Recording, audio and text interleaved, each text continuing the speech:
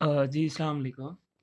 अच्छा जी, आज की इस वीडियो में हम नाइन्थ क्लास फिज़िक्स चैप्टर 3 के न्यूमेरिकल्स करेंगे। हम स्टार्ट करेंगे 3.7 से।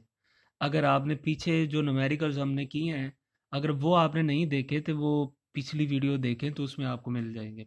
तो चले बढ़ते हैं अपने 3.7 न्यूमेरिकल की तरफ।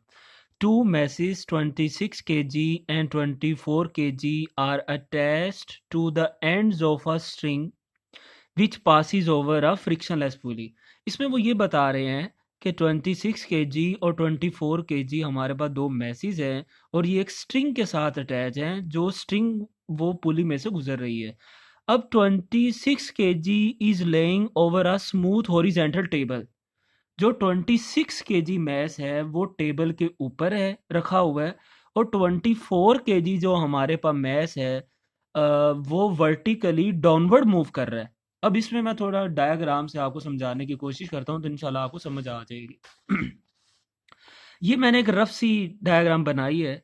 आप इस टॉपिक में जाएंगे पीछे बुक में तो वहाँ पे आपको डायग्राम मिल जाएगी, लेकिन मैंने समझाने की हद तक बस ये थोड़ी रफ सी बना ड्रॉ की है। तो इसमें आप ये देखें कि जो मैस वन है वो एम वन हम किसको बोल रहे हैं, जो डाउन वर्टिकली डाउनवर्ड नीचे की तरफ मूव कर रहा है। और एम टू वो मैस है जो टेबल के ऊपर हमारे पास पड़ा हुआ है।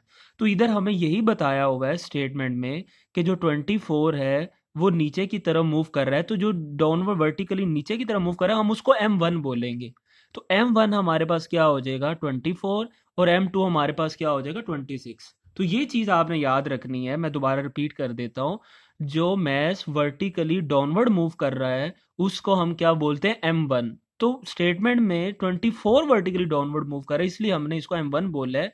और दूसरे जो टेबल के ऊपर मैस पड़ा हुआ है उसको हमने 26 बोला है। ये चीज़ आपने नहीं बोलनी। अच्छा, दूसरी हमें फोर्स गिवन है 24 न्यूटन। हमने टेंशन और एक्सलेरेशन फाइंड करना है। तो देखते हैं जी टेंशन हमारे पास क्या है। टेंशन का फॉर्मूला आपको याद करना होगा। इस केस हाँ जी, इस केस में जब एक मैस टेबल के ऊपर है और एक वर्टिकली डाउनवर्ड मूव कर रहा है तो टेंशन किसकी इक्वल है M1 multiply M2 divided by M1 plus M2 multiply by gravitational acceleration. ये आपको याद करना होगा। अब M1 हमारे पास क्या है 24 और M2 हमारे पास क्या है 26। और नीचे हम M1 और M2 की नीचे भी वैल्यू पुट कर देते हैं। और ग्रेविटेशनल एक्सेलरेशन का हमें पता है कि उसकी वैल्यू 10 होती है। ऊपर वाली टर्म्स को मल्टीप्लाई किया, नीचे वाली दोनों टर्म्स को ऐड किया और 10 के साथ मल्टीप्लाई करेंगे तो हमारे पास आंसर आ जाएगा 124.8 टेंशन का। अगर आप इसे राउंड ऑफ करेंगे तो 125 न्यूटन बन जाएगा, बुक जो कि बुक में गिवन है। तो अगर एक्सीलरेशन फाइंड करना है तो acceleration m1 divided by m1 plus m2 multiply by gravitational acceleration. m1 की वैल्यू हम पुट करेंगे और नीचे भी m1 प्लस m2 को हम ऐड कर लेंगे। और इन दोनों टर्म्स को आप डिवाइड करें और 10 से आप मल्टीप्लाई करेंगे तो एक्सप्रेशन हमारे पास 4.8 आ जाएगा। उम्मीद है आपको समझ आया होगा। तो अब हम बढ़ते हैं अपने नेक्स्ट न्यूमेरिकल की तरफ जो कि 3.8 है। इसमें वो क्या बोलता है, how much time is required. Time हमें फाइंड करना है to change 22 newton second metre momentum by a force of 20 newton. Change in momentum हमारे पास गिवन है और फोर्स भी गिवन है, हमने टाइम फाइंड करना है। तो इसकी तरफ चलते हैं, मैंने सॉल्व किया है तो मैं आपको बताता हूँ कि इसको कैसे करना है। तो देखें जी, चेंज इन मोमेंटम हमें स्टेटमेंट में गिवन है। Change in momentum delta P है और 22 न्यूटन हमारे पास गिवन है। फोर्स हमारे पास 20 न्यूटन है। टाइम हमने फाइंड करना है। अच्छा जी, इसका फॉर्मूला ये होता है force is equal to change in momentum divided by time. ठीक है, तो हमें तो इधर रिक्वायर्ड है टाइम। तो टी इधर जाके एफ के साथ मल्टीप्लाई हो जाएगा और एफ इधर आके चेंज इन मोमेंटम के साथ डिवाइड हो जाएगा। और हम इनकी वैल्यूज पुट करेंगे।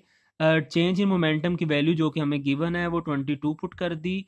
और फोर्स की वैल्यू भी गिवन है वो भी हमने पुट कर दी। और इनको डिवाइड किया तो टाइम हमारे पास आ जाएगा।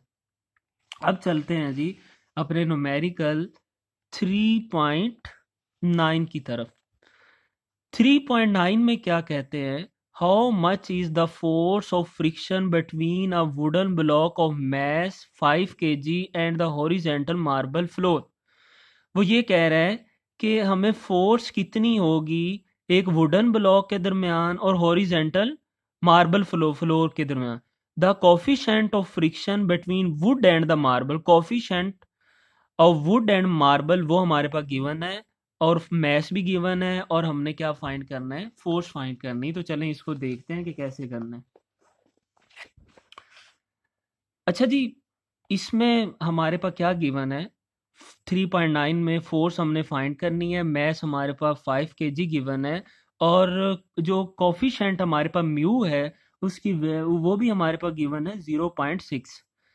अच्छा जी, अब इसमें हमारे पास ये फॉर्मूला है, फोर्स ऑफ फ्रिक्शन अगर हमने फाइंड करनी है तो इसको हम एफ एस ले लेते हैं। फोर्स ऑफ फ्रिक्शन को हम क्या बोल देते हैं, एफ एस। और ये किसके इक्वल है, म्यू आर। आर म्यू तो कोफिशिएंट है हमारे पास, और आर हमारे पास इधर है रिएक्शनल फोर्स है, और फोर्स का आपको पता ही है F is equal to M G होता है, और रिएक्शनल फोर्स की जगह हम एम जी पुट कर देंगे, और म्यू जो कोफिशिएंट है उसकी वैल्यू पुट करेंगे। एम हमें 5 गिवन है, और जी का हमें पता है ग्रेविटेशनल एक्सलेरेशन होता है। इन तीनों को मल्टीप्लाई करेंगे तो फ्रिक्शन फोर्स हमारे पास 30 न्यूटन आ जाएगी। ये मैं दोबारा आपको बता देता हूँ, आर हमारे पास क्या है, रिएक्शनल फोर्स है, और रिएक्शनल फोर्स है तो फोर्स हमें पता है F is equal to M G के इक्वल होता है। रिएक्शन फोर्स की जगह हम क्या लिख देंगे, एम जी। ये कोफिशिएंट हमें गिवन है, इसकी वैल्यू पुट कर दी, और मैस भी हमें गिवन है, ग्रेविटेशनल एक्सेलरेशन भी गिवन। इन थ्री टर्म्स को हम मल्टीप्लाई करेंगे तो फोर्स ऑफ फ्रिक्शन आ जाएगी, जो कि हमारे पास क्या है, 30 न्यूटन। तो उम्मीद है आपको समझ आया होगा। अगर कोई भी आपको इशू हो तो आप ज़रूर कमेंट कीजिएगा, इंशाल्लाह हम आपको ज़रूर आंसर करेंगे।